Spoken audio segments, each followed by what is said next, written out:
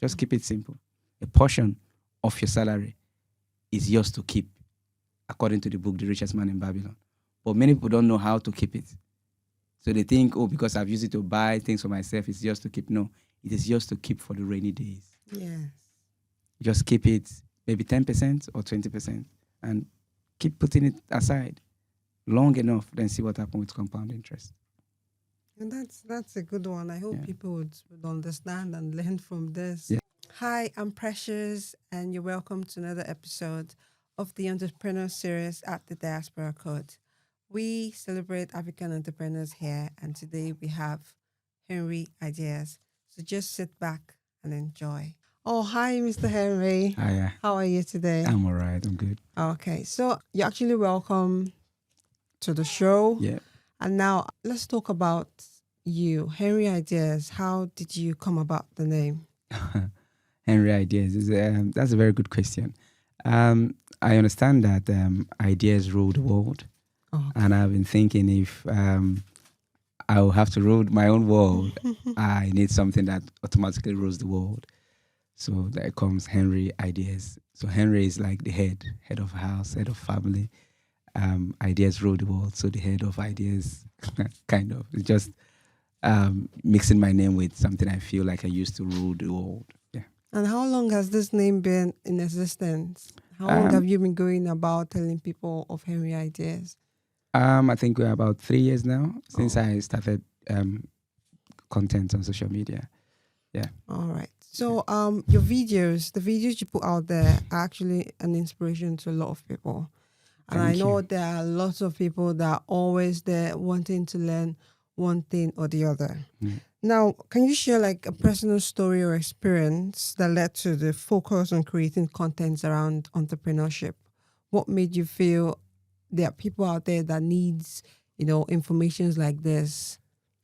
Getting to the UK, I realized that what we are used to back home is not what is applicable here. And I looked around and I felt, okay, we can still bring back what we used to do back home here, just to change it a little bit and follow the regulations. And what are Africans known for? Entrepreneurs, business. Yeah.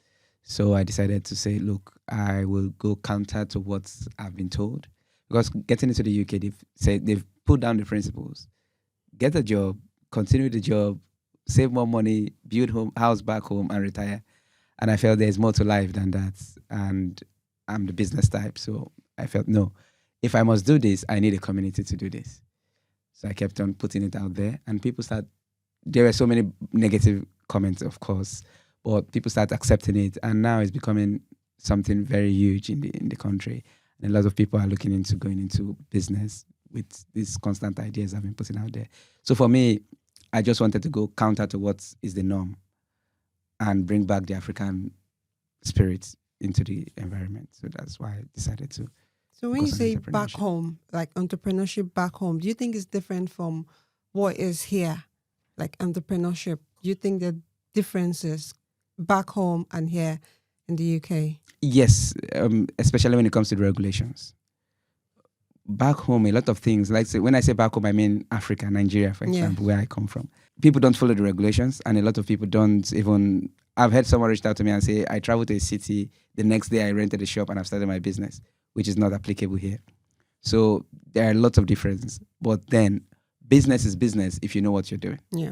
Whether you go to Australia, UK, or Canada, it's business. You have the spirit to do business. Just know the right regulations to follow and you're good to go. So what business have you, like the first business you started when you came to the UK?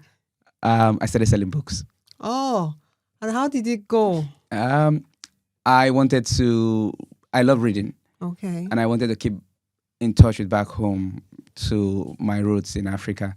And I realized that going to church was a difficult one. So I need to start reading while I'm at work to cover up for those space. And there was no way for me to get those books. Checking out Amazon, I found out that the small book that I would have got for like 2,000 naira as at that time is like 15, 20 pounds. Then I found that there's a business there. If I will need it, there are several other people that will need it. So I started that. I started bringing the books from back home. Someone will be traveling. I just pay them to bring books. And I'll list them on Amazon and I bring my price down. I was selling. So I found out, okay, there are other things I could do. I started going to get other books from even here in the UK. So that's how I started selling books. It's a good thing that we know that there are people out there reading books, because in this time and generations, I think everything is going way out, like digital, and everybody's on their phones or tablets. No one has time reading books anymore. True. So what challenges did you face being an entrepreneur? What challenges have you faced in the diaspora? Apart from the regulations are not really challenges. I keep on telling our people that those regulations there are to protect you, not to punish you. So one of the challenges I've faced is juggling work, childcare, and business. Okay. Because while I started my business earlier on, I was still in the 9 to 5. And for us to make it work, I was doing night, my wife was doing day. Coming back from a 9 shift, going to work, preparing to go to work at night, I have to deliver some books, I have to keep making research on the next thing to put on the marketplace. So that's balance was what really stretched me. And that's one of the reasons why many people cannot do business in this country. Yes. Because when you think of the bills, and you think of, I need to pay the bills, I need to go to work, my family is there, some of them just put to bed, they have children at hand, they're doing school runs. So when you put all these things together, it's now difficult for you to now say, oh, I just want to focus on entrepreneurship. Mm-hmm. The bills, although will not wait for you to make money from the business. So that's the challenge I face. So in other words, not everyone can be an entrepreneur then? Yes, not everyone can be an entrepreneur, but everyone should be an investor, either in a business or somewhere, maybe in the stock market. Okay. So there are other ways you can look into this. You may not want to go out there to actually do the dirty work to do the business, but you can fund the business. I've done that as well. There are some business that I have not actively engaged in, but I saw the potential and I put my money in it. So I keep on saying this: if you don't have an equity in a business, your future is not guaranteed. Oh, yes. Yeah, I believe so. Mm-hmm. Yeah. So you once said the only limits that matters are the ones you accept. Yes. So now, how can immigrants break free from limiting beliefs when starting in a new country? I think if there are people that out there that can comment on this statement, I have my own fair share. I think I can actually comment in statements like this. When I got into the country, I'll be using my own experience, right? I was told all manner of things. In fact, when I was even aspiring to rise from £11.50 to £15, someone said to me, sit down there, you're just coming, you don't know what you're doing. So against all odds, I said I want to go to school, for example, and they say it's not going to be possible. I keep on saying, have a definite goal. Yes. And plan towards it. There is nothing that is impossible. Things becomes impossible when it is not focused. When you are not focused on a particular thing that you want to achieve. So if you're looking at how to, when you step abroad as an immigrant, maybe from African descent, for you to really achieve your goals, you need to have a definite goal. You can see nowadays, most of us got into the country, we just want to work, sleep, work, and gather money back home. Yeah. But if we have a definite goal to say, look, this is what I want to achieve by this time, and this is how I'm going to go about it, there's nothing stopping you. Because for everything you're saying is not possible, someone else is killing it out there. So have a definite goal, the time frame for it, and what you will give to achieve that. That's what I did as well. Talking about buying a property, that's what I did. At this point, this is what I want to do. This is how I'm going to do it. And these are the human elements that will help me achieve it. And this is when I should achieve it. Going to school, the same thing. I had 3 kids, and I want to go do nothing. And I understood that I will have to do placements, and I'm going to pay my fees as an international student. Where am I going to do all this from? But I wrote it down. Okay, this is the school I want to go to. This is when I'm going to go to the school. This is my school fees. This is how I'm going to get my school fees. And this is how I'm going to finish. Everything began to fall in line.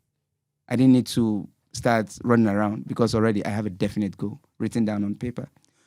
So for anyone that wants to achieve anything, be it in the diaspora or anywhere you find yourself, a definite goal written down, then you'll be able to identify how you're going to achieve it. and you'll be there. If it is written down, you're already halfway there.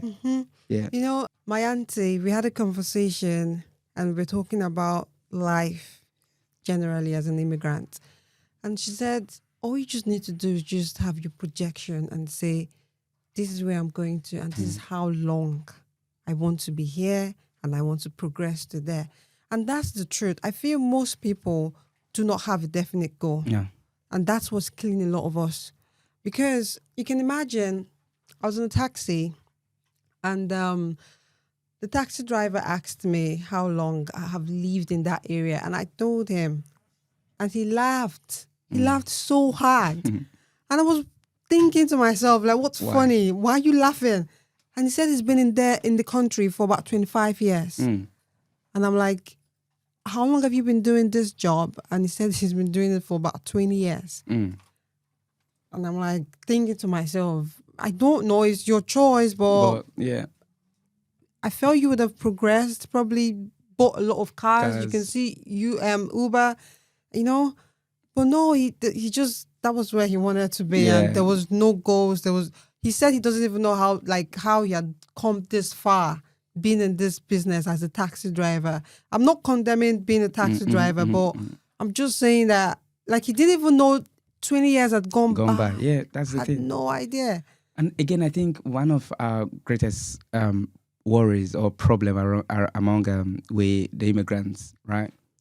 We want to do everything at the same time. Yes. So you hear, oh, they are making money in healthcare, you're in healthcare today. They tell you, oh, now something is happening in security, you're in security. Just following the masses. Following the masses. So you don't have any definite goal. When you have definite goal, I keep on using this illustration. If you take a bucket of water or a drum and splash it around, maybe let's say on a rock, you keep doing that on a rock. But if there's a drop of water on that same rock, at the same time you're doing that splashing of the water and you're putting that drop of water, give it time. You see the drop of water will have more impact on the rock than the ones you're splashing. So that's the thing. A definite goal, what you're pursuing. If you can be focused on just one thing per time, the rest will be history. That's true. Yeah. So many of your videos focus on small practical business ideas. Yeah. You've spoken a lot about starting businesses from scratch. So now, what 3 businesses in the diaspora do you think people overlook, but it's actually a gold mine?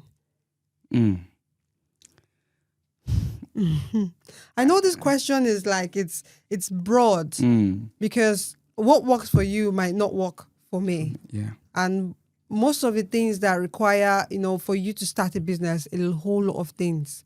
But just give us like, what do you think? Because I'm sure there are things that are generic that if everyone knows, or once, no matter what it is, you go in, even if you have, at least you have a capital or probably a little capital, and you just started, you would definitely just, as long as you're consistent and you're doing it the right way. I'll tell you 2 business. Okay. Right? I'll tell you 2, but I'll tell you 3, but I'll start with these 2. Okay. Anywhere you find yourself that there's rule of law, look for the business of the nation. And there are 2 sectors that will ring a bell when I say this. HMRC. Everyone in this country knows about HMRC. Yes. But HMRC, there's a business in HMRC for accountants.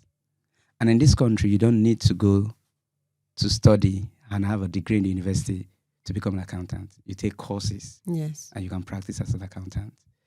If you position yourself very well with maybe other business consultants and you bring yourself out there for people to know what you do and you're good at what you do, you will never lack clients. The tax man is watching and you are going to be helping people with the tax man. Number 2 is the Home Office. The Home Office talks about immigration. Yeah. 2 things are sure in this country. You will always pay your tax and there will always be immigrants coming in and going. Yes. The Home Office is already put steps in place for you to become an immigration advisor. You don't need to go to school to become a solicitor, to become an immigration advisor. You just take a course, the OISC level 1 to 3, then you become an immigration advisor. Within a year and 6 months, you can even get to level 3 as an immigration advisor. So for me, this kind of a country, I'll be looking at these 2 areas if I want to start my journey again. The Home Office and HMRC. the business around these two areas. Then again, if you look at it, in the UK, anything you're doing around the real estate sector. So people going into real estate are not the ones that just want to scratch around. They are either preserving their money or they are trying to grow their money. So anything you're doing around the real estate sector, you make so much money for yourself. You can either decide to go take courses, NVQs, to get any skill around the real estate sector. Start in the lower, any of the value chain in the real estate sector. Maybe as someone that have multi skills, as an handyman or a painter or a plumber, then start from there and scale. Those guys, AI is not coming to take away their jobs. Right? AI is not coming to take away their jobs. Not anytime soon.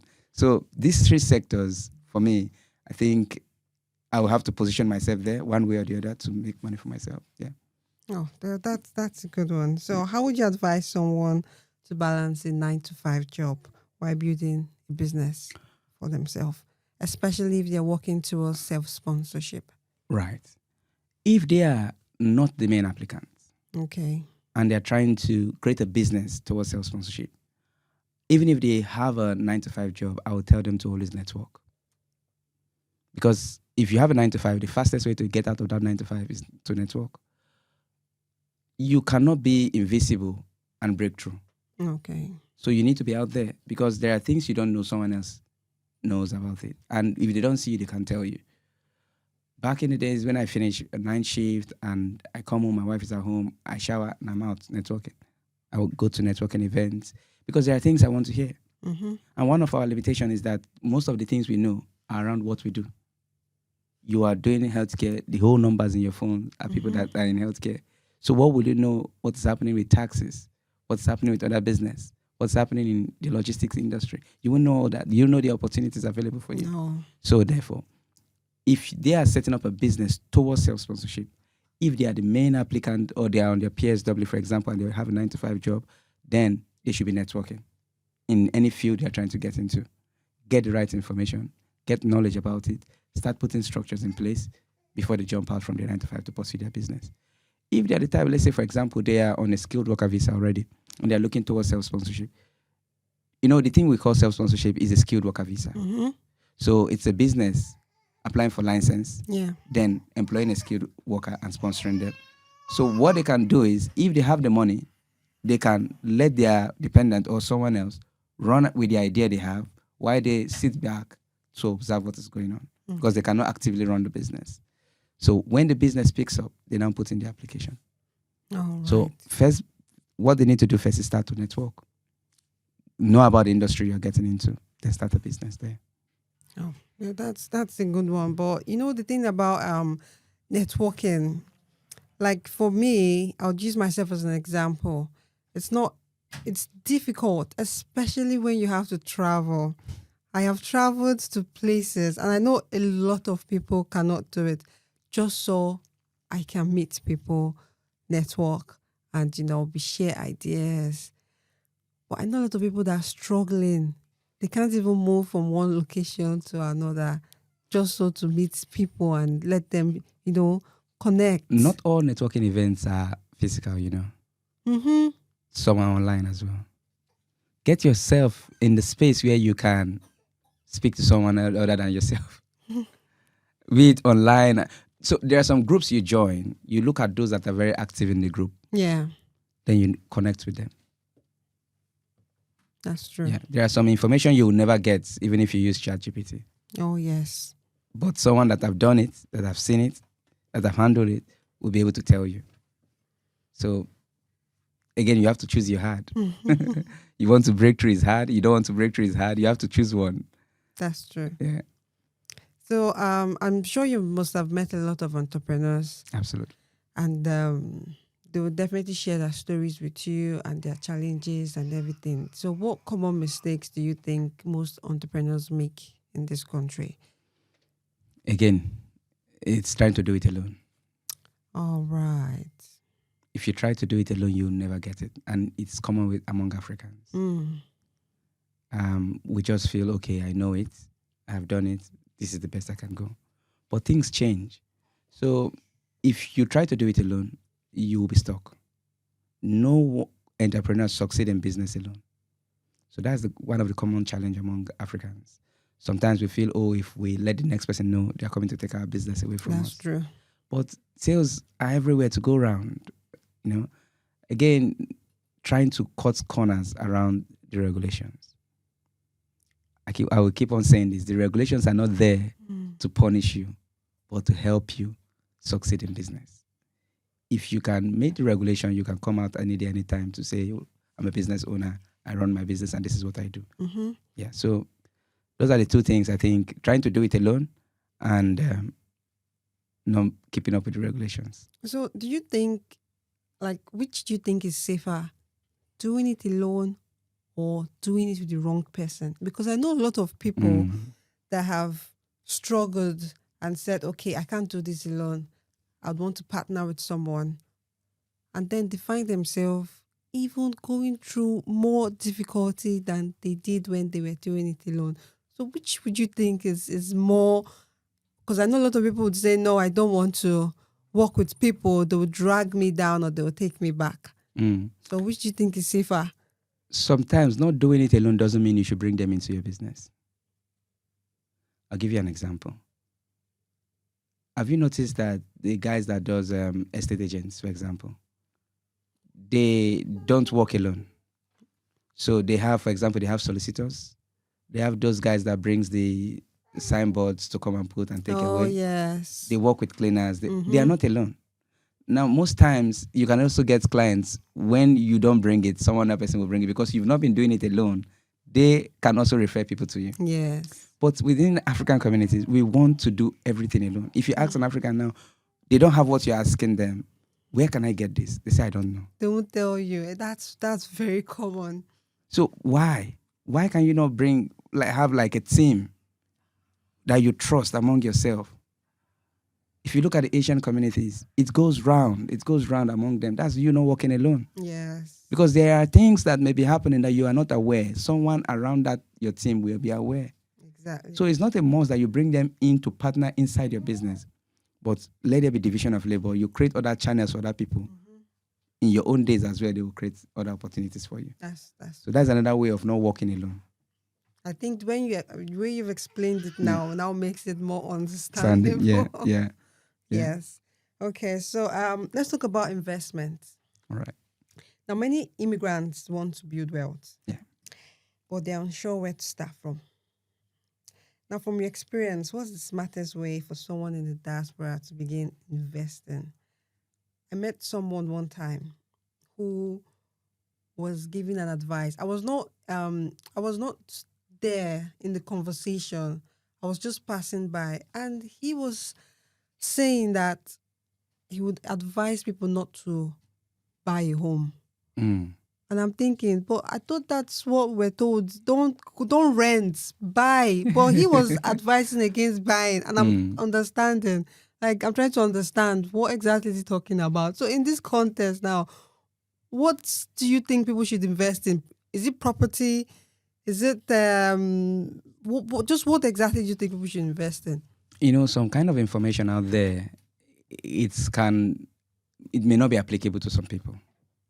So most times we should try as much as possible to filter and understand what is applicable to us. Sometimes it may be applicable to you, but the timing may be wrong. I'll give you an example. When he says not to buy a house, for someone that is within their 25 years to 35, 40 years, in my own opinion, I wouldn't be listening to that. Because I'm in my prime. I still have all the time, right? But for someone that is around 45, 50, if they are saying not to buy a house, they are saying it because of their own circumstance. Because how getting into real estate work is that when you're young and you take out a mortgage of 30 years, your monthly payment can be, for example, £1,000, for example. But if the same mortgage you've taken, someone that is 45 years, take the same amount, the same length of time, they cannot even take the same length of time because they don't have another 30 years to retirement.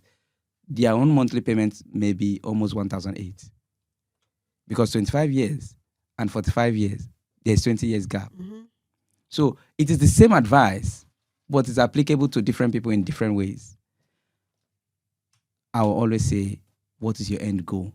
in any investment you're going into, what is your end goal? What do you want to achieve? That should be your first question. The next bit, how is this applicable to me? My time frame. Am I keeping it till retirement? And how long do I have to retire? So when you're able to ask yourself these questions and you answer them on paper, I love thinking on paper, right? You've answered it on paper, then you can now start your journey. For me, I always prefer things that I can see. If I want to go hard, I go hard on things I can see, which is property. I can feel it, I can touch it. Yeah. If anything happens to it, I know it has happened. Not someone is telling me the stock market is down. I didn't know how the stock market happened to be down.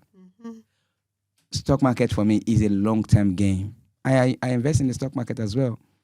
But any money I cannot just bring lump sum and throw there right now. No, I would rather buy a physical asset I can see, then drip feed into my portfolio in the stock market.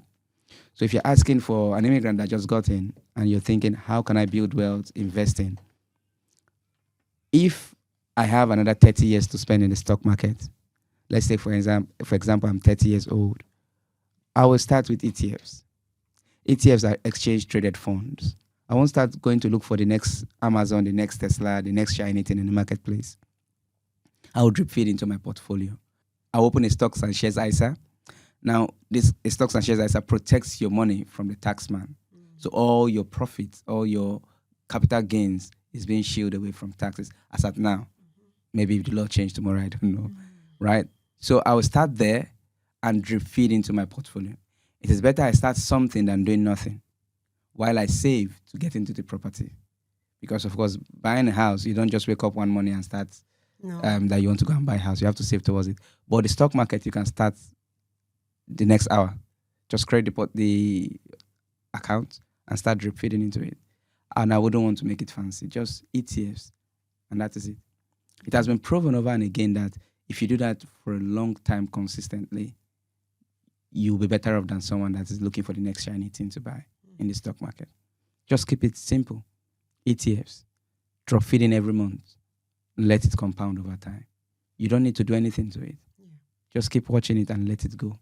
If you be consistent long enough to do things that other people are not going to do, then you spend long time to reap the reward that other people are not going to be reaping. So that's just it, in my opinion. Just keep it simple. A portion of your salary is yours to keep, according to the book, The Richest Man in Babylon. But many people don't know how to keep it. So they think, because I've used it to buy things for myself, it's yours to keep. No, it is yours to keep for the rainy days. Yes. Just keep it maybe 10% or 20% and keep putting it aside long enough, then see what happens with compound interest. And that's a good one. I hope people would understand and learn from this. Yeah. So I know you're passionate about Africa and the growth of Africa and when it comes to businesses. Now, you have said something about your thinking is global, but your calling is Africa. Can you tell us what that really means? That will bring me back to my name again, Henry Ideas. I have always looked at, I believe an African can rule the world and ideas can rule the world. I know my calling is to Africans. I am so passionate that we need to be liberated from our mind. Yeah. And it is better you know who you are called to. All right. So I know I'm called to my people to bring the word out there to make them understand that we can do this. I have seen over and again that people that have been here before us, a lot of us have just believed that it is just a 9 to 5, or there are things that is impossible, or we cannot do more than this. So liberating our people, that's why I say I am called to Africa. But my message is global because I'm everywhere. And even those that are not Africans have reached out to me to say, oh, Henry, thank you. Your information has helped me. But then I know that I am called to Africans. I've always been calling myself before now an African liberator. I've always been calling myself before now an African liberator. So I know my message is for Africans. And I'm sure and I hope Africans are listening.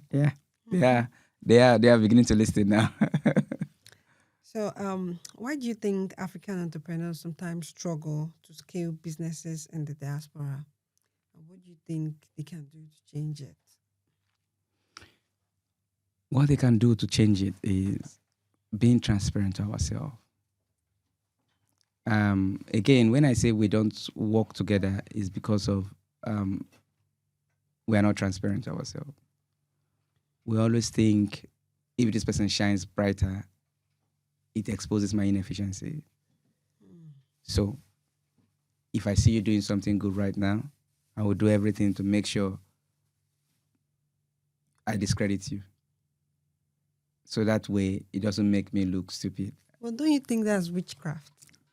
It's the crab mentality. I mean, because why would you see someone who might not be doing exactly what you're doing, yeah. and then you want to bring the person down? I said most of us, we all know that we are in chains, kind of, but we prefer our own chains to be gold. Mm-hmm.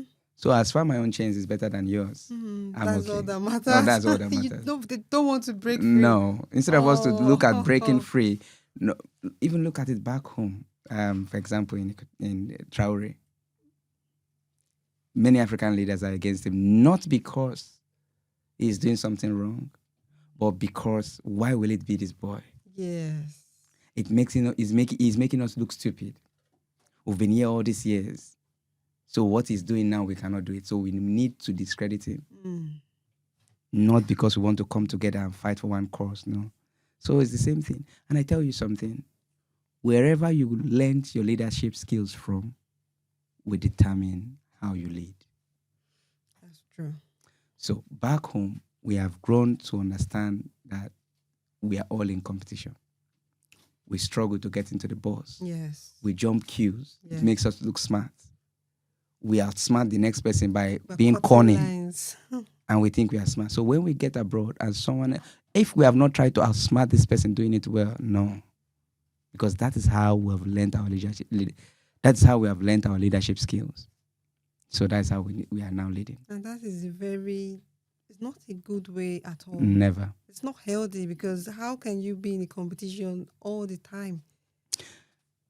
Why do you think we work the most but have nothing to show for it? Yes. That is the thing.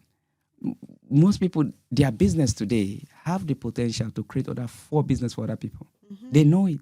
But they wouldn't. They would not. They will not. They know that they can't do. That's why sometimes one of the contention I get when people reach out to me is that, why are you saying all these things? They will now flood the whole thing. Oh, I know these things. I'm not doing it. Why should I keep it? Exactly. Someone else can do it. Create opportunities for others. And I cannot do all the business. This is the one I'm doing. Yes. Then I know XYZ. Then why should I keep it to myself when I can help the next person to run? That's true. So that is the thing.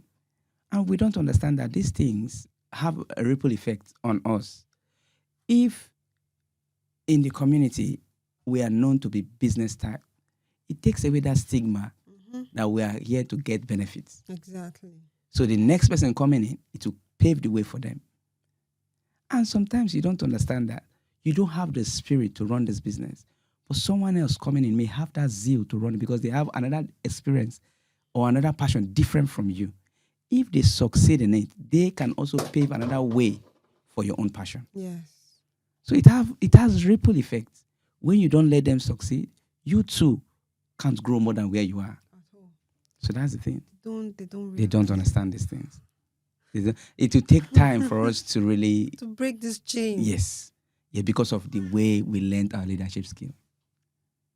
That's true. If it is not hard, it shouldn't be. Why will you come and get it on a platter of gold? You know, when I was working with a PR company back then. This was 2018. So when I came in, the only staff that I know that was there longer before any of us was the accountant. And she only comes twice a week.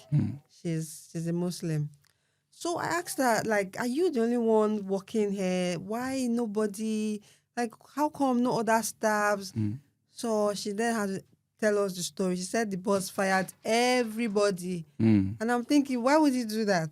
So she said that in the past, you know, when they hire new staff, they learn from the old ones that are there. The old one gets to teach them their method of working and everything. So the boss got tired of this The particular culture. process, yes. And then he took everybody out and went to start afresh. And this boils down to what you just said about leadership now. How you lead is coming all the way from whoever taught you. Yes. So he wiped everybody and just went to start afresh. And I was wondering, so why did you keep her? It was then I found out that she's barely even there. She comes in twice a week. She doesn't even know the other staff. So she's not even within the system. Yeah. And that's why he just left her there. Yeah. So it's actually true. We get to influence others and others just follow without even asking questions. Yeah. So that's true. Yeah. So what role does community play in the success of diaspora entrepreneurs? You know, because I know a lot of people would say, oh, if I was in a place closer to the school where I know there are so many Africans or so many immigrants, I would sell more. So do you think the community, you know, plays a major role for entrepreneurs here? Absolutely. I think we are the only one that, when I say we, I mean Africans, we are the only one that travels out of Africa and we think we are now better than where we are coming from. Exactly. There will be a lot of challenge that you will not be able to say.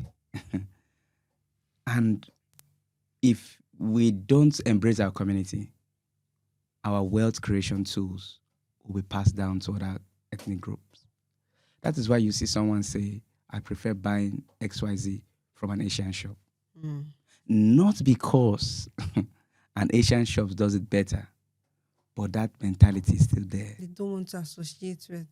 Some of them just feel it needs to be white for it to be right. As far as I'm out of Africa, it needs to be white for it to be right, which is not true.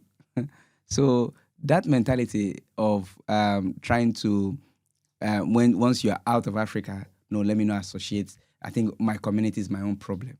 That is where these whole struggles begin. And when they get into all sorts of trouble, they run back to the community they're running away from. Exactly. I tell you, as far as you're dealing with humans, even the whites have their own struggle among themselves. So no community is perfect. And this is the reason why Africa remains where it is. Because when the challenge comes, we run away from it, we shy away from it. So who's going to build it? And we are out there castigating, oh, Africans are bad, Africans are this. But you're also an African. And I will tell you for free, there are several other people that also say some things about you. So we are all humans. How we accommodate ourselves is very important. Our own business, like things, for example, child care, what they call Douala here right now, is being handled by some other ethnic group when we know we call it Omugo back home. Yes. How come a woman will put to bed? Not that some of them even have the money to pay someone to come and look after them, but no one to look after them. A woman put to bed, in the next 2-3 weeks, she's back to work. No support. So it's a lot among us that we cannot even exhaust this topic when it comes to how we don't come together to work. And again, our wealth creation tools is being given to other people if we don't work together. You know, I feel somebody might have an experience, one bad experience, and then let it known to everybody and then spoil everything. And stereotype the whole... Exactly. Yeah. So I feel that's one of the challenges that we face. Like, there's this mentality, if one person tries it and it fails, that's it. We don't need to go back and forth. The truth is that even if the same thing that they are complaining online or anywhere that an African has done to them, if someone of another ethnic group did that same thing, they will smile and say thank you and move on. Exactly. So why can you not say, look, what you've done to me, I don't like it. Can we make it better? Or bring it, have a conversation about it. I think that will help. So, yeah. So, I know Henry Ideas, you said it has been on for about 3 years now. And so far, a lot of things must have gone on. So can you share like your proudest moments from anybody that you know you have influenced their life? Like you've changed their story that you're really proud of and you know, I did this. Henry Ideas did this. I will not take it that way. God did it. Okay. God did it. There are a lot of them. I wouldn't pick out any one, but there are profound stories on my page. But there is this man, he's not come to share it on my page. And it's not only on business. Some people have started their finance journey. Some people have bought their own property. A lot of them have sent us different kind of messages. There is this man I had a consultation with, and I helped him go ahead with his business. He's been here since 2003. After that consultation, and before I began the journey with him, I shed tears because I could remember where I was in 2003. And he's been in the country since 2003. And I have to be the one that brought him out from the 9 to 5 to start his own business. So it meant a lot to me. I will never forget that. So that's the very one that has been very close to my heart. But there are lots of success stories on my page, even with the ones that have not come to share. I know a lot of people just need that push for them to do something. Yeah. So if you were not a coach, what would you be doing if you're not doing this? I will be a motivator. it is almost the same thing. But you can't go outside of this scope. No, because have you ever found yourself where I always go around with books, even the one I need to write. Sometimes I might be driving, I have to just park and write down something. Have you ever find yourself in this situation whereby even when you're driving or you're alone, you are speaking from inside and it's as if you're talking to the crowd? Yeah. So that is what I always feel. I know the audience I have is not compared to what I see. So even before this audience on social media, I can just be driving, right? And I'm addressing a topic. I can be addressing a topic of discipline. And within me, ideas will be popping up about discipline. And as I'm saying it from inside, it's as if I'm talking to the crowd. So I know that this is what I will do. This is what I will do. Okay. Yeah. So you'll be looking at the camera this time around. Right. So what word of advice would you give entrepreneurs in the diaspora to encourage them, make them know that, yes, they are doing well. This is just a stepping stone for them, and they would definitely, the sky is just the beginning. It's not the limit. The truth is that whether you start today or not, the things you're scared of will still come, and there will always be challenges. But depending on the kind of house you build, will determine how you face the storm.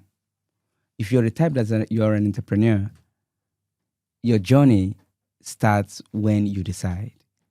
Nobody holds the votes for you to start your journey. You are the one that have the highest vote, and until the day you cast it, you are just wasting your vote. So cast your vote on yourself today. Believe in yourself. You can start from anywhere where you are right now. Start from any level. And the value chain in any industry you're looking at. Understand something. Wealth is hidden in opportunities, and it is being stored in industries. Locate the right industry, look for the opportunities in it, and plug yourself to it. Nothing worth it today that you've seen around other people started from where you're seeing it. It started from the raw materials. Behind every seed is the plantation. And again, if you never plant the seed, you never see the finished product. Start planting your own seed right now, and the sky will be your starting point. Yes, thank you so much. It was really a pleasure having you here. Thank you. I trust you've enjoyed today's episode, and I want you to remember that at the Diaspora Code, we hear you, we see you, and we celebrate African entrepreneurs. Until next time, see you again.